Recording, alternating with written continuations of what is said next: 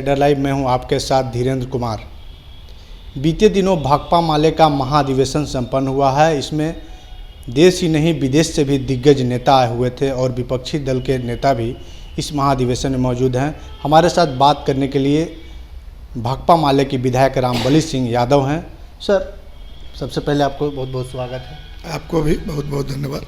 Sir, Bhakpa माले का महाधिवेशन हुआ है और उसमें दिग्गज नेता भी पहुंचे हैं। क्या निर्णय लिया गया है सर 2024 को चुनाव को लेकर के? देखिए, महाधिवेशन के चिंता के केंद्र में था देश में जो फांसीवाद आया है उसका मुकाबला कैसे करें, और इसी सवाल पर वामपंथी नेता, भाकपा माले के नेता और महागठबंधन के नेता भी उसमें आए हुए थे और सभी लोगों ने चिंता जाहिर किया कि ये फांसीवाद का हमला जिसके निशाने पर भारत का लोकतंत्र है, लोकतंत्र निशाने पर है और इसको कैसे बचाया जाए, चिंता का विषय था। और आज हम लोग देख रहे हैं कि संवैधानिक संस्थाओं का कैसे दुरुपयोग किया जा रहा है। चोर बोले जोर से वाली हालात है। अभी पूरा देश अडानी के संपत्ति को जेपीसी के माध्यम से जांच करने का मांग कर रहा है और इस सवाल पर कोई बात नहीं हो रही है। और जितना भी विपक्ष के लोग हैं, चाहे वो आम आदमी पार्टी के हों, चाहे वो तृणमूल कांग्रेस के हों, चाहे राष्ट्रीय जनता दल के तेजस्वी यादव हों, सारे लोगों के ऊपर ईडी, सीबीआई का छापेमारी चल रहा है। और आज आप सबने देखा होगा, दुर्भाग्यपूर्ण राहुल गांधी को 2 साल की सज़ा सुना दिया गया अवमानना के एक मुकदमे में। तो खैर, संविधान है, कानून है, हम लोग तो सम्मान करते हैं। इसके बावजूद भी ये जो देखने को हम लोगों को मिल रहा है बहुत ही चिंता का विषय है। और अभी आप सबने ही समाचार जारी किया था कि दिल्ली के दीवारों पर पोस्टर चिपकाया गया था, मोदी हटाओ देश बचाओ, और उसको लेकर के सैकड़ों एफआईआर किया गया। जबकि ये लोकतांत्रिक व्यवस्था है, ये लोकतांत्रिक व्यवस्था में विपक्ष का सत्ता पर हमला करना एक जवाबदेही होती है और हम लोगों से आह्वान करते हैं, लोकतंत्र में अधिकार मिला हुआ है। तो यही फांसीवाद जो आज सर चढ़कर बोलने लगा है, इस पर हम चिंता व्यक्त कर रहे थे अपने महाधिवेशन में। तो सर, क्या लगता है कि बीजेपी जो घबरा गई है, राहुल गांधी की जो हाथ जोड़ो यात्रा था उससे घबरा गई है, या फिर विपक्षी जो हैं एकजुट हो रहे हैं इससे घबरा गई है? नहीं, मैंने घबराना तो उनका लाजमी है।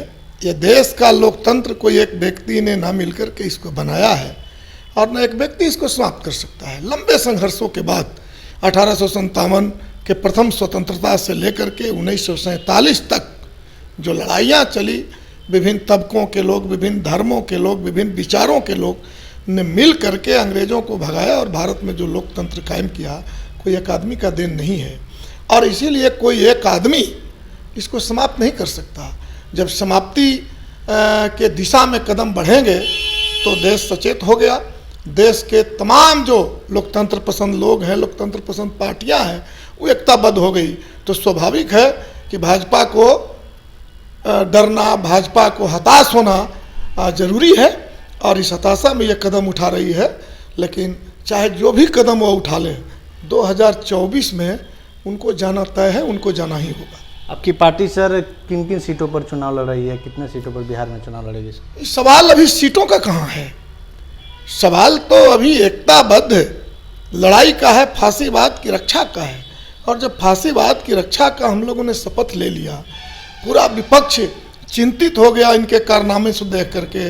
राहुल गांधी पर कार्रवाई, सिसोदिया पर कार्रवाई, मुकदमे, सीबीआई, ईडी के छापे, विपक्षियों को जो तंग तबाह करने का उनकी मनोवृत्ति है, उससे इतना चिंतित लोग हैं कि सीटों की चर्चा नहीं है यहाँ एकताबद्ध जब हम हो जाएंगे और निशाने पर लोकतंत्र का रक्षा हमारे सामने आ जाएगा तो सीट माने नहीं रखेगा।